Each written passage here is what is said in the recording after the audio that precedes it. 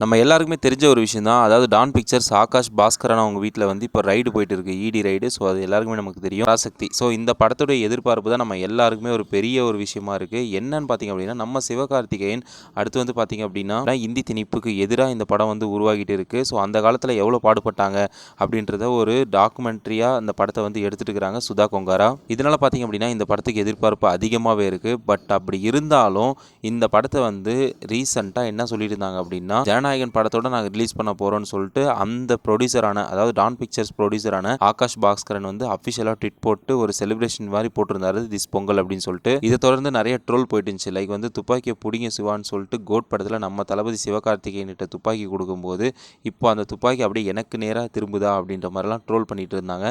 இப்போ இடி right Don பிக்சர்ஸ்க்கு போயிட்டு இருக்கனால பராசக்தியோடைய ஷூட்டிங் வந்து கடந்த ஒரு மாதமாக ஸ்டாப் ஆயிருக்கு.